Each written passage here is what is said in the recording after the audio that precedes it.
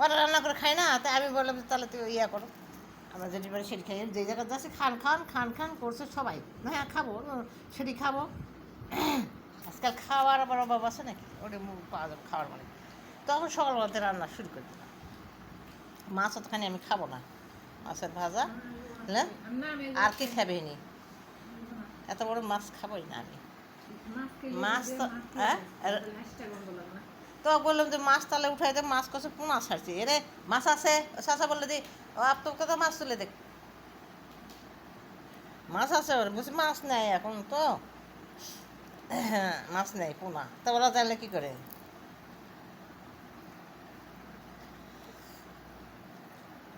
সব ওই যে একদিক দিয়ে করবো আর একদিক দিয়ে চলে যাবে।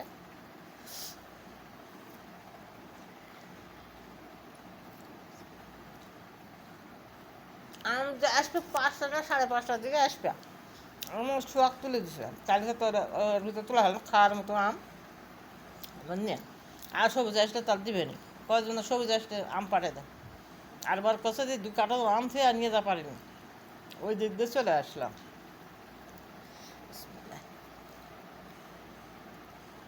আমার কি বিজনে বীজ দেয় যে প্রথমে এই যে পোকাগুলো মরার জন্য দেয়, পোকাগুলো মরলে তো মুগুল টুগুল খায় না, তার ভিতরে মধু তো আক্কা দিছে, পাঁচশোই, তা কী করে কেজি, আমি বললাম কী করে কেজি, চল আমার বেশ না 5-6 কেজি হয়েছে, দিবে না 500 অনেক খেতে, হ্যাঁ আমি বাইরে হয়েছি, ওর বাড়িতে বলা লাগতো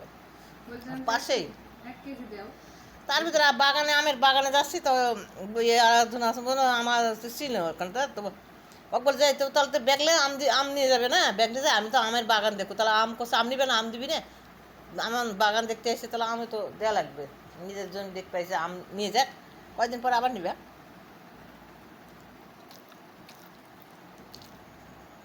শাক কাটবে এসে চলে আসলো, আবার পরে এসে কাটছে এগুলো নিয়ে গেল, আর ওখানে বাড়িতে বলা লাগে হ্যাঁ দাও তো আগে, ওখানে দেবো দাও, 5-6 কেজি এক চাকর,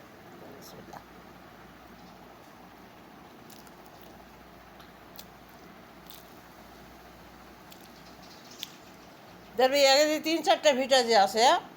এই ভিটাগুলো তো আম গাছ লাগাই দিলে অনেক,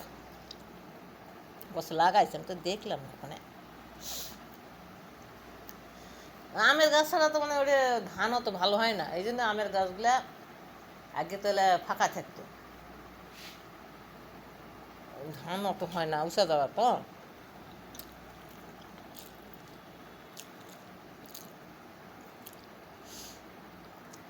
যাওয়ার রাস্তা তো সময় লাগে না তো এখন, আমি নামাজ পড়েই বাইর হয়ে গেলাম যে যাক আমি ভোরে যাব, রোদ থাকবে না, আমি দেখবো, নিজের জমি তো আমের গাছ লাগাইছি, দেখতে হবে না, 2-3 বছর তো আম হয়, আমার যেমন এই বাড়ির যেমন আম ওই রকমই সময়ই হয়ে গেছিলো, আর ছোটো ছোটো গাছ মানে কী আম, আসার সময় ঢুকলাম আমি, আমার আছে কাপড় চোপড় ময়লা একটু হলো প্যান্টনে ভিজেলাম, বেলা হয়েছিল একদিন, তো গোসল করলাম, করে আমি তো বললাম ওরা বলছে না বেকারে দিতে পারো, তখন আবার ইয়ে করলাম মসজিদ নামাজ পড়ি তাহলে বাইরে হয়ে আমি যা টাইমে বাইরে হয়ে যাই, আর আমি যদি যা পারলাম না হলে তো আমি কাল যাচ্ছি, আমি যাই দেখি, ঢুকছিলাম, ওরা মাছ মারছিল, দেখা পেয়েছে আসতে ভ্যানতে আসতে, দেখা বলতে আমার যা মানে তাহলে বিকাল বিকাল করতে করতে বাইরে হচ্ছে, আমি দেখা করছে যাওয়া,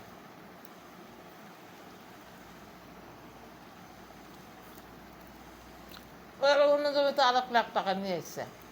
ওই জমিটার থেকে টাকা নিছে, তাহলে আমার ওই জমিটা তাহলে তো হবে, তো পাওয়া যাবে, তো হবে তো, ওরা যদি পরে এলে নেওয়া পারে আমরাও তো পাবো,